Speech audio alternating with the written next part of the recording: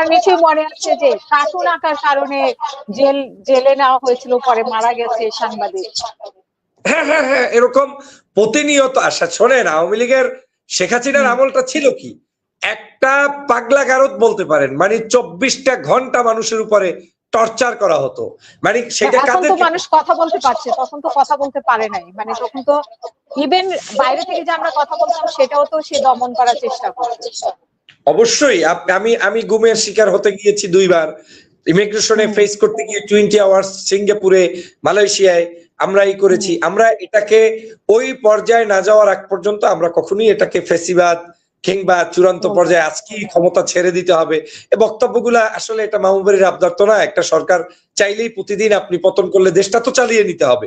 এই কথাগুলো আমার অনেক উদার কথা হতে পারে, যদিও এই কথাগুলো মানে আমার বিশ্বাসী সব মানুষ যে অ্যাকসেপ্ট করবে এমনটা না, কিন্তু আমি এটা বুঝাচ্ছি এজন্যই যে রাজনীতিতে ডিবেট থাকতে হবে, ডিবেট হবে, আলোচনা হবে, একে অপরের সাথে কথাবার্তা হবে। যেমন আমি বর্তমান বিএনপির কোন কাজটা অপছন্দ করি, তার মধ্যে প্রথম কাজটা হচ্ছে বিএনপি যেহেতু এত বড় ম্যান্ডেট নিয়ে যে বিতর্কেই থাকুক ক্ষমতায় তো এসেছে, 2% মেজরিটি নিয়ে তারা ক্ষমতায় এসে সেখানে মানে 2/3 মেজরিটি যেটাকে বলে নাকি, হ্যাঁ মানে 2/3 মেজরিটি নিয়ে তারা ক্ষমতায় এসেছে।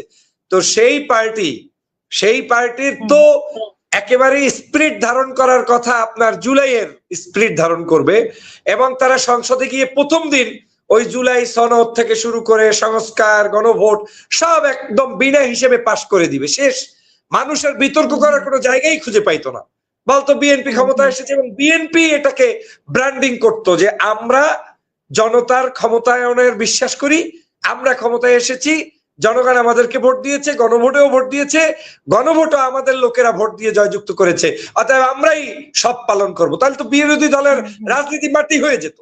কিন্তু সরকার কেন যে এটা করছে না আমার এই বুঝ আসছে না আজও। গত কয়েক মাস পর্যন্ত যত গন্ডগোল সব সরকার নিজ দায়িত্বে করছে। যেমন সংসদে দাঁড়িয়ে বলছে গণভোট, এই সংস্কার, এগুলো শুধু মিটিং করেছি ইউনূস সাহেবের সাথে নির্বাচন পাওয়ার উদ্দেশ্যে। এটা এক ধরনের প্রতারণামূলক আপনি বক্তব্য জনগণের সামনে দিলেন, যেখানে প্রধানমন্ত্রী স্বয়ং তিনি নির্বাচনী ক্যাম্পেইনে গণভোটের পক্ষে ভোট চেয়েছেন। এখন আবার আপনি সংসদে বলছেন গণভোটে কি কি সাবজেক্ট ছিল সেটা আমরা জানি না। তো তুমি যদি সাবজেক্টই না জানো তাহলে প্রধানমন্ত্রী গণভোটের পক্ষে কি কি ভোট চাইলো কোন হিসাবে? তার মানে প্রধানমন্ত্রী কি নলেজ রাখেন না? তিনি কি ওটা পড়েন নাই? এই যে আমাদের দ্বৈত নীতি, কথাবার্তার মধ্যে আলোচনা নিজে করার আগেই নিজে জানে না। যেমন স্বরাষ্ট্রমন্ত্রী তিনি নির্বাচনের আগে এক ধরনের বক্তব্য দিয়ে বলেছেন যে জনগণ যদি গণভোটের পক্ষে রায় দেয় আমরা সেটা নিয়ে কাজ করব, নির্বাচিত সরকার সেটা নিয়ে কাজ করবে। তো গণভোটের পক্ষে রায় দিয়েছে না? আবার তিনি সেখানে দাঁড়িয়ে বলছেন না না এটা শুধুমাত্র নির্বাচনের জন্য। কয়েকদিন আগে দেখলাম রবি সাহেব তিনি বক্তব্য দিয়ে বলছেন আমরা কর মৌকুফের কথা বলেছি ভোট পাওয়ার জন্য, ভোট শেষ এখন আর কর মৌকুফ লাগবে না। তো এই যে প্রতারণাটা, এটা আবার স্পষ্ট প্রতারণা, আবার জাতীয় সংসদে বসে বলে। এই জিনিসটার আমি চরম বিরোধিতা করি। কিন্তু ব্যক্তিগত জনাব তারেক রহমান সাহেবের আচার ব্যবহার সৌজন্যতা আমাকে অবশ্যই প্রলুব্ধ করে, ভালো লাগে।